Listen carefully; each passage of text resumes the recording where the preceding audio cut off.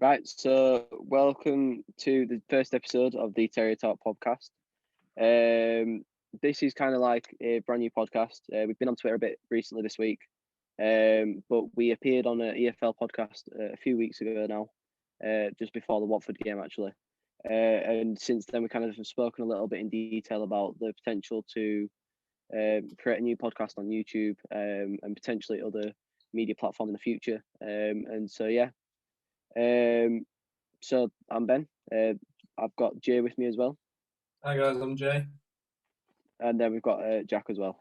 Yeah, you're right, Jack. So this is going to be like the YouTube page that we upload on, and if you would like to subscribe, it would mean a lot to us to help us grow. And if you want to follow our Twitter, it is at the Terriers Talk. That'll be on screen somewhere, hopefully as well. So a massive part of the growth of our Twitter page so far has been down to a giveaway hosted very, very generously by Jack's father, John Walton, and his company. So, Jack, you want to kind of speak about that quickly? Yeah, of course. So basically, behind me, we've got this shirt, and I'm not going to turn it around because I have to get up and that'd be awkward. But this is PIPA's match one shirt from the Millwall game. If you watched that game, you'll remember this logo. And we were lucky enough to sponsor that game, which is it's a lifelong dream for me and my family. John Walton's my great granddad. For as long as I've known this company's been part of my life. So it was a big night, despite the result. So we're lucky enough to be able to give away this PIPA shirt from the Millwall game, and the details for that, if you want to enter the giveaway, are all on our Twitter, which is at the Terriers Talk, like Ben said. So yeah, get entering. Yes, I mean, let's just kind of start it then. We started the week off with the signing of Dwayne Holmes, who returned to the club on a 3.5-year deal until the summer of 2024, I believe. And I think that's a massively important signing for us. We needed a kind of midfielder, a bit of backup, a bit of kind of experience in the midfield because bar Jonathan Hogg, we've got quite a young midfield, and obviously Alex Vallejo. We've got quite a young midfield in Bacuna and O'Brien, who have become starters really for us, and are two essential players in our squad. So I think it's a really good signing from what we've seen from him over the past 2 seasons, perhaps in this first half of the season with Derby and under Wayne Rooney. He hasn't been as good as potentially we could have seen of him. But I mean, I think it gives him a massive chance to reboost his career. I mean, Jay, what do you think about it? Yeah, definitely. I think Dwayne Holmes, we know, came through our academy, and I think there was always that kind of that ease with that transfer because, as he said, I think he revealed that when we played Derby behind closed doors, he said to Bromby, "I want to come back. Let's get on with it." And I think a player with that attitude coming into a team led by Colbran and kind of the way that we play, forward thinking, attacking minded. I think Holmes, I mean, we already saw him on yesterday, and he put in some absolutely brilliant balls, which he was crying out for a finish. So I think the more and more Holmes plays, gets used to our system, I think he'll be a really good addition to our side. Yeah, Jack, what have you got any opinions? Sorry, no, go on. Yeah, sorry. No, I agree. I think we really needed that sort of burst in midfield. He's very pacey, he's very agile, he's very quick. We all remember that obviously because he's played for us a bit ago. And I think it was Ben who said he hasn't been that good for Derby, but I don't think he's really had the chance to be good for Derby under Rooney especially. I think he was quite popular with by and large with their fans. And yeah, it's just good to have him back. He's something we needed in midfield, so I'm hoping he can bring a lot to the table. I mean, to go on a positive like the signing of Dwayne Holmes to the game against Bristol on Tuesday, I think that's pretty much a very good summary of our season so far. Away form has been quite shoddy at the best of times this season. You know, with us failing to win a game now away from the John Smith Stadium since the 31st of October, I believe, against Millwall, coincidentally. What are your thoughts on the game, lads? Yeah, it's just typical. It's typical Carlos Corberán's Huddersfield Town.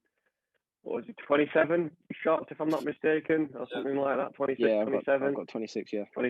26, right, yeah. Hit the post and the crossbar 3 times, I think. The corker from Alex Vallejo that on another day would have probably been our goal of the season so far. And just really flabby, poor finishing from our striker Campbell. We made the chances, but the goal we did create was fantastic. It was really good work from new side and Orlando Aarons, and a bit of intelligence from and Ben getting back in the area. But we need more just confidence in front of goal and ability in front of goal, which we'll touch on later, I'm sure, with some rumours. But yeah, it just sums up our season with just a real lack of firepower. Yeah, I totally agree with Jack, and I think we were talking about this the day after the Bristol game, and we're just saying the first half an hour, the first half, it's almost like a training game, especially away from home. And you've got that contrast with we always come flying out the traps in the first 20, 25 minutes at home, but then away, it's like the first half, we may as well just sit there and let them, sit on the floor and just let them do it, because we're not playing football, we're not putting passes together, and I think it speaks volumes when we say one win in the last 10 away games. Where is the reaction from the players, the reaction from the manager to say, look, let's build a good away form? So I just think I read a lot on Twitter about there's a lot of negativity, I'd say, on Huddersfield Town Twitter. I think, as we all know, and we've got from being, I think we were pushing for the playoffs like 3-4 months ago to people talking about the sleepwalking to relegation. So it's just that contrast, and I think to have a good consistent season, we need a good kind of solid form of game. Like run of games on the road. And I think without that, we could be in a bit of trouble. Yeah, I mean, I totally agree with you there. I think Corbyn were quite vocal about kind of this like away form and the problem that it was. And I mean, in his press conference for Saturday's game against Stoke, he said that the team needed to be more like Terrier-like, and that was something that we heard quite a lot in the David Wagner era. The fact that the side needed to play, that it don't really matter about like the size of the team, but like just to have the fight in us. And I mean, in away games this season, we really just haven't had that. The last away win was, like we said, Millwall, and that was a 3-0 beating. And the game of the last away win before that was Swansea, who are second in the league now, if I'm not mistaken. And the contrast to be like that, it baffles me, because it leads you to question kind of where has the form dropped and why has it dropped exactly? Lads, do you have any kind of idea why, potentially? No, to be honest, I think it's very strange because there's no fans in the stadium at the moment, unfortunately. So there's not really an intimidation factor, I suppose. It's very bizarre. Like, for example, you look at the two performances, Watford at home and Watford away, 2-0 both times to two different teams.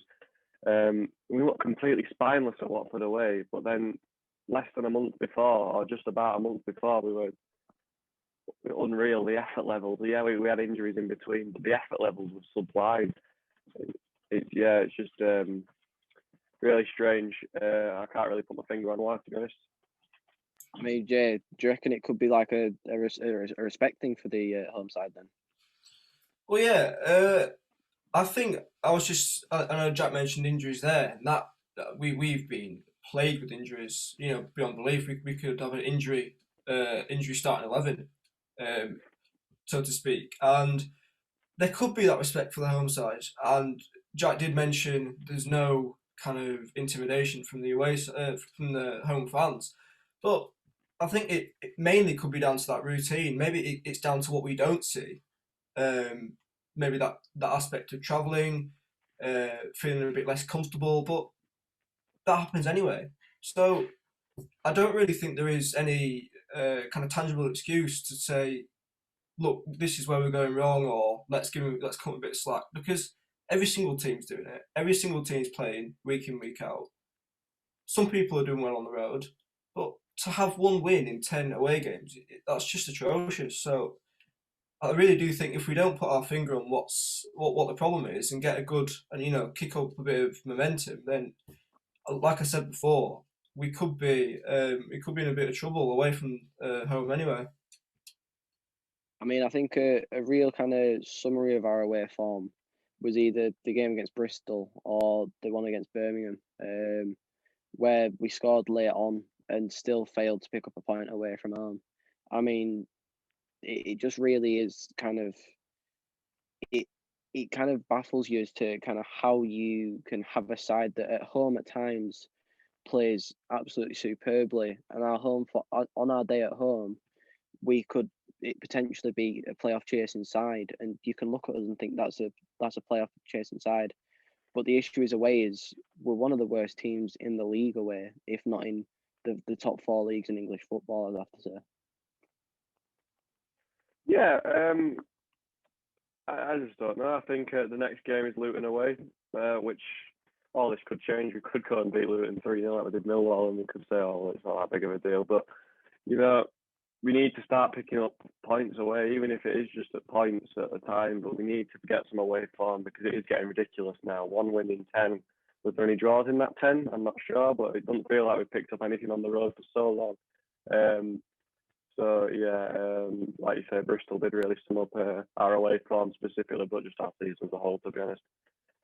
Yeah, most definitely. I think we ought to talk a bit more in depth about Bristol. I mean, we could talk about us being unlucky. I know we hit the woodwork 4 times, and that just that is our luck. But then again, I think the main kind of buzzword on every Huddersfield Town fan's mind right now is a striker.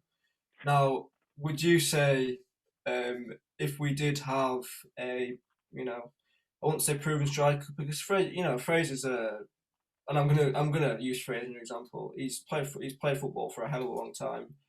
He's got probably one of the best football brains in the club. But with a striker at Bristol, would you say that we could have come away? Sorry, with a kind of clinical striker at Bristol, would you say that we could have come home to Huddersfield with 3 points? Personally, I think potentially yes and potentially no. I mean, we were punished by Famara Diedu, who is one of the most informed strikers in the league right now. And I've seen reports today that Middlesbrough could be in talks with him. And part of me thinks, well, why are we not potentially kind of looking at him? He's a proven championship striker, and right now he's a bit of experience. Yes, Fraser Campbell's getting on as well. But I mean, he proved that he's got the talent there, and he proved that he has, still got it in his locker to, play at a higher level in the championship. Nothing against Fraser Campbell. Obviously, he's been everywhere in football. He's played in the Premier League for a long time. Obviously, he's come down back to his boyhood club, and he's got 6 months left on his contract now. Whether Huddersfield will extend that's potentially yet to be seen. Obviously he'll be on one of the lower wages at the club, so it's a real kind of decision as to whether we renew that contract, because yes, the experience is good, but perhaps for the money that's freed up, could we get potentially a better striker? Yeah, just to answer Jay's initial question of if it had been a clinical striker, we would have come away with all 3 points. I think absolutely. I think you put Ivan Toney, Kiefer Moore, Adam Armstrong. Just obviously we're not going to get those, but say just in a lovely hypothetical world, they were our strikers, we win that game 4-5-2. Just a clinical striker is just needed. It's essential for this team to succeed or even do average, because we make so many good chances, and I really like Fraser Campbell. I think he's a brilliant player. He's got the best work ethic in our team by a country mile, but he's not clinical. He's got 5 goals this season, which is very respectable, but he's not clinical. He misses good chances quite often. So if we could, it's as a filming right now, it's the day before deadline day, so there is still time. So if we could get a striker in, that'd be absolutely huge. Yeah, I totally agree. I think we'll move away from the topic of strikers for the moment, because I know we've got a lot to say about Stoke, where I think it did scream out a bit more. But I think the positives from Bristol, and I've written down Bakuna, Aaron's, Vallejo, and possibly Keogh. And I know we had some defensive mistakes, but I'll start with Keogh. He came in, and let's just say the reaction before he'd even kicked the ball, well, for his second spell, was it wasn't good. And he came in, and I think his first game against Millwall, and I know people who are probably look into a bit more would say I'll be wrong in what I'm about to say, but I think defensively it was sound, and I think um, you know it's that problem, and I know a bit of data was released on Twitter by Stephen Chicken, and he's noted, essentially he's noted how inconsistent we are with defensive partnerships. And do you think with Keogh coming in, we've got 4 or 5 other defenders, some of whom are sidelined. Do you think with Keogh coming in, um, he's got the opportunity to kind of form a partnership with Sarr? I think there's that potential. Yeah, I mean, like you said, defensively, I think he was sound. Obviously, in the style that we want to play, playing out from the back is absolutely essential. And I mean, there was a few wayward passes in there, but obviously that'll only get better over time, I believe, with obviously him knowing kind of more how we're going to play out from the back, and obviously with him spending more time in that defensive line with Sarr, it'll only kind of improve, and the knowledge of each other's games will only get better. I can see them forming a partnership. Obviously, I mean, we've got Stearman coming back, we've got Schindler coming back potentially, Romani Edmonds-Green, and then obviously Critchlow's, when he's played for us, has seemed somewhat solid. Obviously with him getting the man of the match against Forest early on in the season, but he never really got a chance to go from there as well, because obviously with the signing of Sarr, obviously put him back down the pecking order a little bit. So I think there is a chance for it to form a partnership there. Potentially, it's not ideal. Obviously, with the injuries we've had, we've had Sarr couldn't play the first few games. So that's why Critchlow came in. Romani Edmonds-Green was injured for the first couple of weeks as well, I believe. Obviously, Schindler's had a few injuries here and there, and obviously he had a long-term injury. Now with him being out for, I think, 2 months already. So I mean, that just kind of leaves that the Keogh and Sarr kind of partnership. I think right now, I don't really think we have much of a choice between any other centre backs, but it's not exactly like it's a massively bad thing, because both of them are defensively sound enough at the moment. But obviously, if we want to be pushing on to the kind of higher place in the leagues, we do need to kind of establish a solid centre half partnership that will be with us for a long time. Yeah, I definitely agree. I think Romani is that long-term centre half. I think he's fantastic. I think he's showing a little bit of naivety here and there, which is expected because he's a young man. He's coming through, but he's doing brilliantly well. Having him out injured was a big blow, but he only had to come in because we had other big blows with injuries, which is just the story of our season. So many injuries, and that's why we've had to change our 3 in the centre, our keeper, and our 2 centre halves so often. We've got 3 fit centre halves right now, and 2 of them are left-sided. So feasibly, the only option right now is Sarr and Keogh, or drop maybe Vallejo back to centre back, which is an option. I think personally too good in midfield to do that, but yeah, I think Keogh and Sarr could be a partnership till the end of the season. But personally, as much as I think Keogh's done well, I think Romani's he's just that little bit better, and he's just that little bit more comfortable coming out from the back. So I think as soon as Romani's back and he's fit enough to play, I think Sarr and Romani is the partnership to go. But that said, Keogh's he's done fine so far, and I'm happy with him so far. Yeah, and what you just said, mentioned Alex Vallejo, and we'll move on to him, because I was saying this before we went on air, so to speak. If there was ever a star of the week, it would be him, wouldn't it? I mean, at Bristol away, if it went in, would have been our goal of the season. And at Stoke yesterday, I think we were speaking, and he's a carbon copy of Stankovic. He's got that kind of charisma about him where he's just ice cold. and he patrols the midfield, he drops back, he can distribute, and I think he's a silent leader, which when Stankovic did play, which was quite rarely, he did. So I'll go to you first, Jack. What do you think of Vallejo as a signing? Yeah, obviously it took a while before we actually got to see him because Jonathan Ogg is ahead of him, and very few players in the Championship are getting a team over Jonathan Ogg, in my opinion. And I like Vallejo a lot. I think he's a very classy player. I think how he didn't win Man of the Match, the Sky Man of the Match award against Stoke, I do not know. No disrespect to Lewis O'Brien, of course, but Vallejo was by far and away the best player on the pitch. Yeah, he's a very he knows when to slow the game down. He knows when to speed it up. He's an intelligent footballer. I don't think any of us really expected it because he was some player who hadn't played for a year, signed from the Spanish second tier. So does he keep his place when Hogg gets back? I'm not sure. Is he as important as Hogg is? I'm not sure. But is he a good player? Yes, definitely. And I'm very impressed with him, especially this week, as you said, Star of the Week. Can we give him that award? Is he the first on Terriers Talk Star of the Week? I don't know. Yes, yeah, sure. We can do that. No reason why I'm not tired, I think.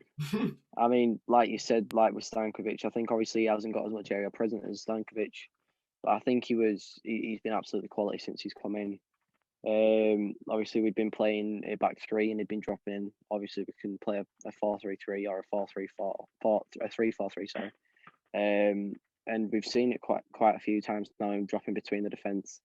Even yesterday against Stoke, we saw him kind of drop back in a bit deeper when the red card happened because there was that more pressure that we put on Stoke. I mean, he's very cool and collected on the ball, which you don't see very often in the modern game. And I think he controls the tempo, which I think will be very good. I mean, obviously, with the injury of Carol Lighting, I think that's been a reason why he's come into the side a bit more. But I think if we manage to get Carol Lighting on a permanent, I think it's been discussed a few times that there might potentially be an option to buy in the Eiting loan deal. I think Eiting working with Vallejo could be absolutely brilliant for Eiting because obviously he's still young, and they're very similar players. Obviously, they both control the tempo. They can both kind of play in that defensive role as well if needs be. So I think it could be a massively, massively good thing for both players if they can both kind of develop each other's game a bit more. Yeah, definitely. So do you think we should probably talk about Stoke now? Just go on Stoke. It was very similar to the Bristol game, in my opinion. That we started really well, unlike the Bristol game, which is obviously a testament to the contrast between home and away form. And so we started really well, got a good early goal. PIPA, second of the season, never scored a clean goal, always deflected in some way. But yeah, it was a good strike, good clean strike, and we got off to a good start. And then typical Town, a couple of defensive mistakes, and we can see the penalty. I mean, that was a massive talking point about yesterday. I mean, it's the second penalty that Sarah's given away now for the side, which is now he's the reason why we have 2 out of the 3 penalties that we have conceded. And the fact that we've not saved a penalty this season also is quite worrying. But I think it just kind of shows that naivety that we have at the back at times, especially with Sarr at times, how he can kind of just let somebody get past him and then try and make a rash challenge to try and win the ball back. And I think Charlton fans warned us of that he has moments of quality, for example, like we saw against Blackburn, and his passing game is really, really good in this side. But there's still mistakes here and there that just need to be wiped out. And if he does wipe them mistakes out, I think he will be a long-term centre-back for us because he does have that quality on show. He just needs to take the rashness out of his game out of that. And I think he will be a centre-back for us for a long time if he can do that with Corberan. Yeah, totally agree. Typical Huddersfield Town, isn't it? We start well, and we always just have to trip ourselves up, and it's always defensively.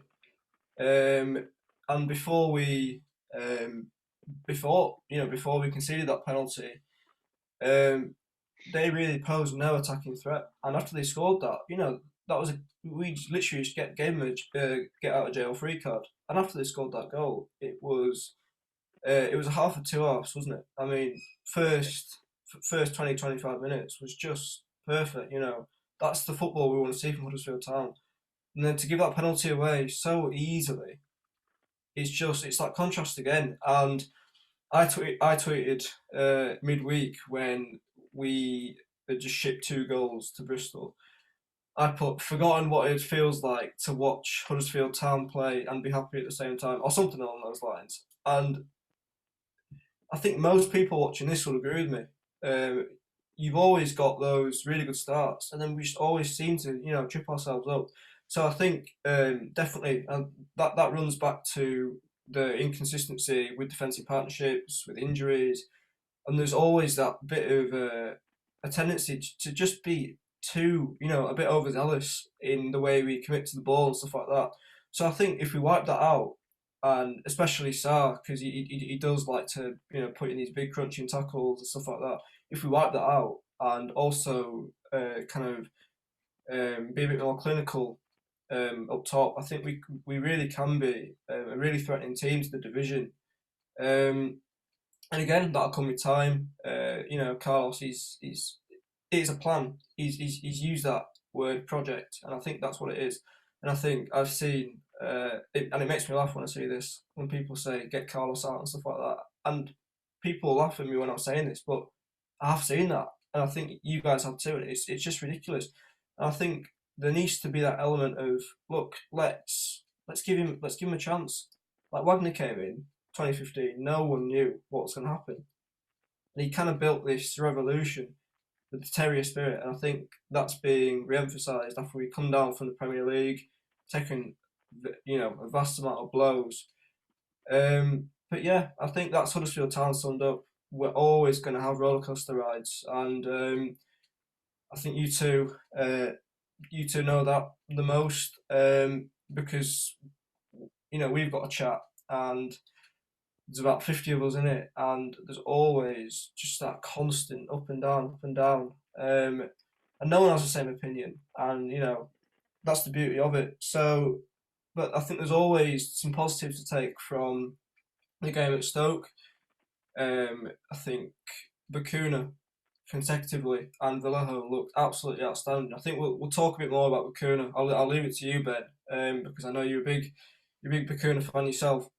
What did you think about him and his kind of improvement with performances? Because he's not always been consistent this season. So what do you think? And do you think he can, if he stays, think he'll be a really vital player for us?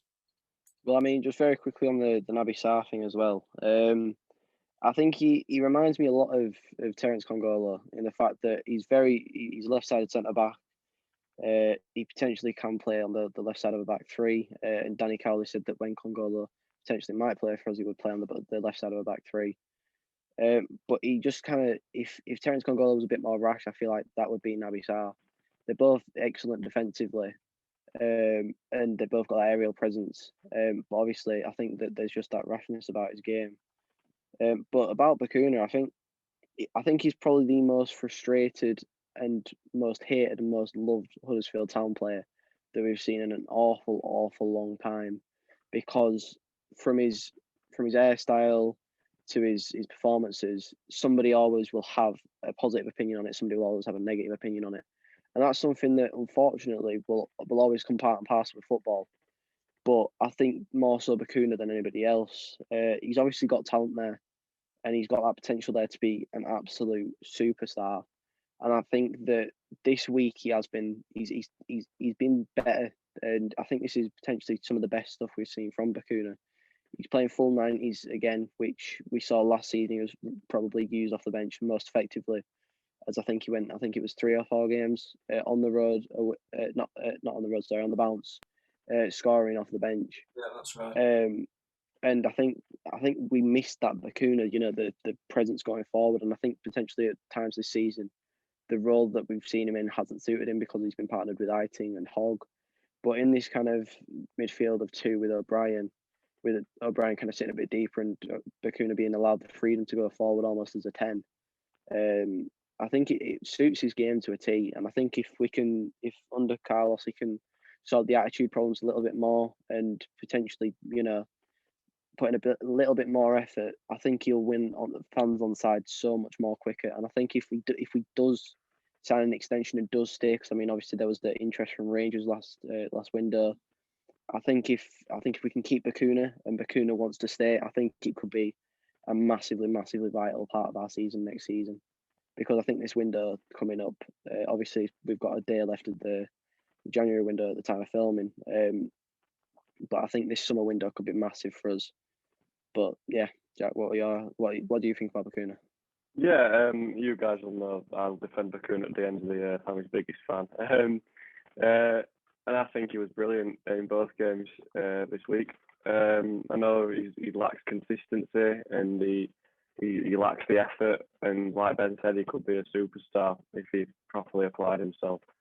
But I think the criticism is very, very overkill. I think people are very quick to forget the year he had last year with 11 goals and assists from right back, centre midfield, central defensive midfield, on the wing. I think he's done really well. And he ain't living up to it this season, yeah. And I'll be the first to admit that, but I think the criticism he does get is very, very harsh and I feel overkill. And also just on Bacuna, I think it's important we talk about the tackle on him that resulted in the red card from Reece Norrington Davies. If I've got that right, yeah. Long name. yeah, good. When I first saw it live, I thought it could be harsh, and then as soon as I saw the other angles, I couldn't believe that there was any debate. He's out of control. He's very reckless, which it makes sense because he's a young player. He's going to learn, but that doesn't change the fact that it was 100% a red card. And it's the third time in 3 games that Gino Bacuna has been the recipient of a really dangerous tackle from Deeney, Jeju, and now Norrington Davies. And I wonder, is that because of his tendency to dribble? He likes to keep hold of the ball, or does he just need a bit more protection? I don't know. But it's quite a bit of a concern because he could have been seriously injured by any one of those 3 tackles. Yeah, definitely. I think it's only right to kind of move on and speak about that red card at Stoke and our inability to capitalise. I mean, we had a full half, and it was like we were playing with 10 men because really, when you're a man down, when you're playing against a team who are a man down, you've got that instant advantage. And I think with our recent, we had 5 defeats in a row, didn't we, recently, and that hasn't changed because we haven't won in a while. But do you think it's that kind of reverse psychology and our mentality? Do you think our mentality shrunk? And I think, well, this is what I think anyway. I think that when we are given a gaping opportunity to capitalise, I think we kind of shrink and hibernate and don't think, oh yeah, let's finish these goals, or let's take advantage of these opportunities they're giving us. What do you think about I mean, well, just kind of on the topic of officiating yesterday, I saw Stoke fans were quite vocal about how they believed that it wasn't a red card at times. But I mean, I think Bacuna anticipated the challenge, and I think that's kind of why it kind of looked potentially as bad as it did. On the replay, you could kind of see him look across, and I think it was. I wouldn't say he's done it on purpose, because obviously no player wants to take a knock, but I think potentially he's kind of welcomed the challenge and seeing it as an opportunity potentially to get us into the game more, because I don't think without that sending off, I don't think Huddersfield would have pushed on as we did. But I mean, officiating was quite poor. I think we should have had 2 penalties in that game. I think whether we'd have scored them, I don't know, because obviously we've had 2 penalties this season. We've missed both, not even hit the target with both. Obviously we've hit the woodwork, and then Bacuna put it left of the post. But it just kind of brings up the worry about the officiating in the division, because obviously I think there was the tackle on somebody for Middlesbrough the other week, which was highly spoken about and massively highlighted. with the problem with the referees and officiating in this division, because I think there was quite a clear penalty. The player went off with his eye bleeding, and there was nothing given. There was no card, no, there was no foul given. It was pretty much just it's an accident, and nothing went from there. And I think potentially if we'd have got a penalty in that situation, even if we'd have missed it, I think we could have potentially gone on to win the game. Because it had just shown that, and I mean, it wasn't really debated at the time, but I think that we could have potentially gone on to win the game if the penalty was given, even if we'd have missed it, because I think it had just kind of given us that kind of kick up the backside and just we've got a chance here, lads. Just kind of push on a bit more. Yeah, definitely. But then there's also, you could say we're kind of hard done by officiating, and I'll totally agree with you, we are. But then there's also, I'm just looking at the stats now, we had 71% possession and only managed to score once. And we had a lot, PIPA and Benza, I think our right side was heavily dominated with possession. Do you think, and it's the same story with us having possession and not converting, there's also that worry as well, because we always had it in the Premier League. I remember Swansea, 2018 at home, we had 30 shots, probably about 70% possession, same thing. Do you think there's that worry there of having all the ball, getting a bit too comfortable, not putting our chances away, and then finding ourselves in, like crap situations where we've got all this, all these promising signs, and I think this is the right time to speak about a striker. Do you think with all that possession, with the brilliant deliveries we got from Benza, Pippa, Toffolo, do you think there's that problem there? And I think this is a simple yes or no question. Do you think with a striker, with a new, fresh energy striker, 6'4", I know we've been linked to one, and I won't speak about him directly, but do you think with a striker with, a bit of energy about him, do you think that we would be in a much better position with that? Just first of all, I just want to touch on the red card, and I have the very strong opinion that it's quite, especially when the current score is a draw. It's very hard to play against a team with 10 men, and I think that yes, we should have scored and we should have finished one of the chances, but it doesn't make it easier. If anything, it makes it harder because they just sit back in the low block, and we can't play against the low block. That's just fact this season.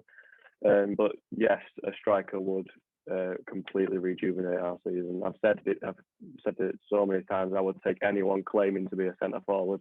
I'd take George Weah's cousin at this point from back in the day, Ali Diaz. Give him a call, yeah. Get down John Smith. Yeah, it's crucial that we can get one. And if we don't, I think we've been let down by the transfer team because we desperately need one, and anyone could see it. Even I'm sure there's football league fans or people who've just watched like the FL on Quest, or even because the game was on offside, and we just sat down to watch the game. They'll be saying, "Yeah, these lot would be winning with a good centre forward." Someone that can, can get in between defenders with good movement, who's intelligent, who can finish. I don't know. We've seen that we can be savvy in the transfer market with the likes of Harry Toffolo, Pippa, Josh Karoma, etc. So I don't see why we can't go do it again. Yeah, January makes it harder to get players, and it makes the good ones a premium price. But I think we certainly could go out and get one within our budget who would help us a lot. Yeah, 100%. And you talked about strikers moving in the box. I think we've got a total lack of that. I think that, and I'll go back to Campbell, and I've always defended Campbell. You'll know for his work rate, and I think people are starting to realise it more. And we know he doesn't turn chances into goals, but he will give 110% every single game, every single minute, every single second he plays. But do you think when it does come to the final chance and moving for the ball, I think, do you guys think that we kind of need a replacement for that? Because he's very flat-footed, and when he does get the ball, he tends to slip, and always, even when it's bone dry. So, and especially when we've got these overlapping fullbacks who can put a ball on a sixpence. Do you think we need a striker who will just completely dominate a box, move, throw his head at anything? What do you think about that? Yeah. Absolutely. Yeah, I'm not going to speak, but yeah, absolutely. Ben's usually offers. I mean, like we've seen at times, Campbell has had that ability to have some presence in the box. You know, his finish against Middlesbrough, he kind of messed it up a little bit. He slipped the Fraser Campbell way, but still managed to get a finish off.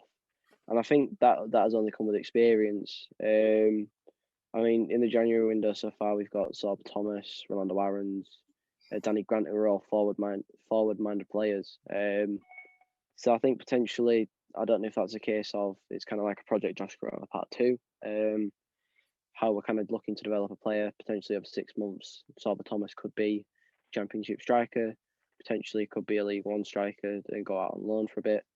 You know, Danny Grant potentially could come into the side. Who knows at this point? But I think that the opportunity for somebody to come in might work, but at the same time, we've got Josh Coroma coming back from injury at some point soon. So then it kind of leaves the question of, well, who plays where really? Does Josh Coroma get him up front now? Because obviously Rolando Aarons has been quality since he's come in. And Benza, obviously he's got 6 months left on his contract. Does he leave? Who replaces him? Is that Josh Coroma's role then? And I mean, it really, I don't think we'd be looking for a striker unless we kind of had some kind of idea of what is happening with Mbenza. So I mean, I saw today on Twitter that we were rumored to be looking at Elijah Adebayo from Walsall, who got 10 goals and 0 assists so far in 25 games. And from what I've heard about him, he's a real aerial presence in the box. And I think potentially coming from League Two to the Championship might be too much of a step up. Yeah. But I think given time and the chance to do that, I think he could be brilliant for us, and especially working with Campbell, I think he could really, really be a massive, massive signing for us. Yeah, and you talk about massive signing, but he's also that massive presence, and yeah, we were talking about that earlier on.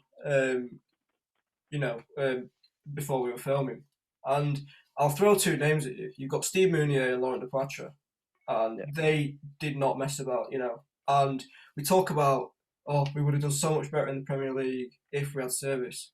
Right, we've got the service. Our fullbacks, and we got Mbenza, and there's kind of a hole on that left hand side because of Corona. But we've got that service now. We've got players who can put a ball where you want it in that window.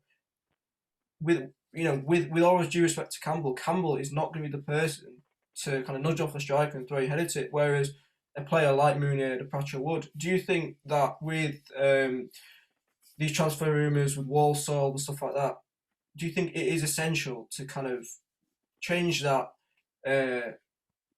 style of play when we go forward, and that fast build up, playing out onto the wings and putting balls into the box? Do you think it's essential to kind of bring in a striker who will literally just, and I'm probably retouching on what we were saying before, but with all these good deliveries, I think it is, and I'm probably reiterating myself, but it is crying out for just his massive presence on the end of it. And I think with that, we would be, and this is just my opinion, but we would be in such a bigger, and a better place. And we'll go back to Dwayne Holmes because he was putting in some absolutely superb balls for Campbell. And we only saw him for 20 minutes. How do you think Holmes will adapt to our system? I think from what I've seen of him at Derby, I think he's tailor-made for it. I think he's got the energy for it. I think he's got a good eye for a pass. I think he's good at carrying the ball forward, which is what we need. Because Lewis O'Brien isn't doing it as much as he used to do. I'm not sure why he isn't. New role, injury, I don't know, but I think we did need that, and Holmes can be that. He's versatile. He's played all 3 midfield positions for Derby, both wings. He's played at right back, I believe, once or twice. I doubt we'll ever need that, but he's a good player to have around, and I think he'll adapt very well. I think he'll be an important player for us. I've heard, I'm not 100% sure on this, but I've heard that Carlos has tracked him since he was at Leeds. So it shows that he has a good understanding of Holmes, and that's really important if the coach and the player have a mutual understanding. Yeah, I think it was massively important in the signing of Holmes that he had that Carlos had been scouting him before. I think at times fans have had a go over the past few seasons with the transfer team. But I think it is massively important that obviously the fact that Carlos has been tracking him since he was at Leeds, and obviously the project that Leeds have got at the moment is as annoying as it is to say for Huddersfield fans, it is a massive thing for their club. And the fact that Holmes was potentially being looked at by Leeds shows that not only is he a quality signing, but he is somebody that would be a player fit for a higher level Championship side, which at the team Leeds were at the time Leeds were. And I mean, I think so far our business this season has obviously been brilliant. I think we've got 5 incomings this window, if I'm not mistaken.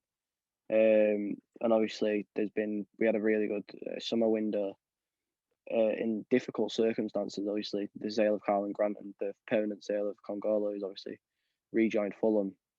I think we did in quite poor circumstances. I think we've done quite well regarding transfer business, and obviously the deadline tomorrow. Perhaps there's potential to get 1 or 2 more signings in, but I think just the fact that we're looking at players like Holmes, that yes might be a bit more experienced, like for example with Keogh as well. Yes, might be a bit more experienced, might be getting on a bit more. But I mean, obviously there's 4 years between Dwayne Holmes and Richard Keogh, but he's bringing in experience when we've had quite a lot of youngsters come in so far. So obviously we've had PIPA, who's obviously he's not old, but he's not young at the same time. But I think he's what 22, 23. I think 23 this week. Yeah, or 23 even this week. We've got Danny Grant, Sorba Thomas, Josh Corona. Obviously he's came back rejuvenated. Obviously he's like a new signing. So I think just having that kind of experience is brilliant. And obviously we've got Jonathan Ogg and Fraser Campbell, who will provide that kind of more adultly kind of role in the team, like a father figure to the younger players. But I think it's massive that we are signing experienced players as well as younger players, because it shows that we are being versatile in the market, and it shows that we're not just looking for the right now of this club, and we're looking to the future. I mean, we saw that with Carl and Grant sale, with I think it was said that it was 15 million over however many seasons in installments. I mean, that's looking after the club in so like uncertain times. Yeah. So I think the fact that I think Phil's had a lot of stick, but I think the fact that as a club we're looking to the future with literally everything that we're doing right now is massively important for us. Yeah, definitely, Ben. That's tied it up perfectly, because I think we should look into the future for our next 2 games. Now we've got Luton away. I think I'm just checking now. Yeah, Luton are 13th, we're 14th, and then we've got Wickham at home. And Wickham are not in a good position at all. I think they're bottom of the league.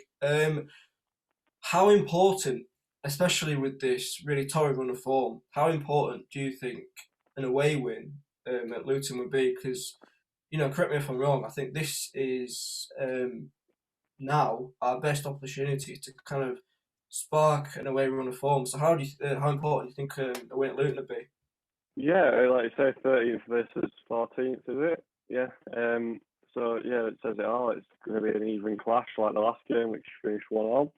Another game we could have won, if I'm not mistaken. So yeah, I think it's really crucial to get 3 points this Saturday, right? Yeah, this Saturday. I think this Saturday coming. And then after that we've got Wickham, which I have my opinions about Wickham. I think they are the definition of the team that we can't score against. They'll just sit back, and it'll be. I'm so convinced it'll be a 0-0 that game. So picking up 3 points at Luton would be. Is it realistic? I think, yeah, sort of. Despite our away form, I think if we go with the right mindset, the right attitude, we can pick up 3 points. And it'd be massive, because we need to get some away results. Yeah. Sorry. On to Wickham. I know Jack mentioned just then about their ability to kind of drop deep and just camp in their own half. Like we saw earlier on, they're a very, very, very, very physical side. Now, do you think we can counter that with our less physical side. And I think the addition of Vallejo will be vital. And I think if we do sign, if we do get a striker through the door, how important do you think the mindset to kind of counter their physical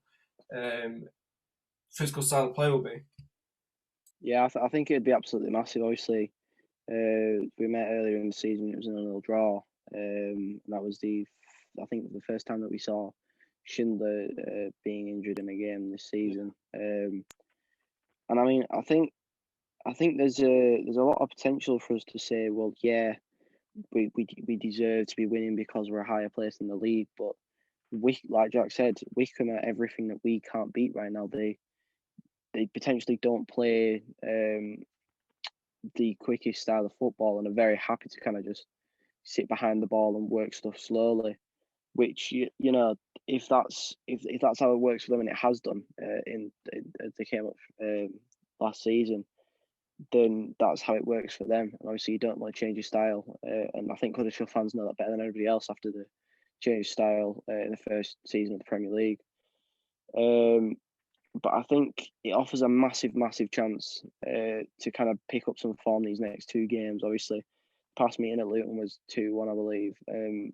But it gives us a chance to kind of show that, yes, we do have the ability to push forward, because realistically, if we want to be a side that are pushing for playoffs, we need to be winning a game like Luton, like Wycombe. And, after the two performances we just had, how we've dominated in large spells of the game, I think if the team want to show that, yes, they're up for potentially being in a playoff fight, then they need to win these two games, and we need to get 6 points out of 6. Yeah, definitely. No, I think that kind of wraps it up, because we've looked to our next two games. We've covered Stoke and Bristol. So yeah, Ben, I'll leave it to you to wrap everything up. Yeah, I mean, obviously we're going to be doing this on a weekly thing, and in the future we're going to look at the potential to get guests on. But obviously there's nothing concrete as of yet. But yeah, like, if you have enjoyed this kind of first episode, then please do consider giving us a subscription to us. Obviously it's free, but it would mean a lot. And like the video and share it about on Twitter and stuff, because it really would mean an awful lot to us starting up. Because we do want to kind of go into this kind of aspect. We're all looking to potentially become into the media section. So starting this up and potentially getting feedback on it, and getting a sort of fan base for it, would mean an awful lot to us. So yeah, pretty much. Thank you for watching. Thank you for spending your last potentially 45, 50 minutes listening to us speak about the club we love. And yeah, have a good week, Huddersfield fans.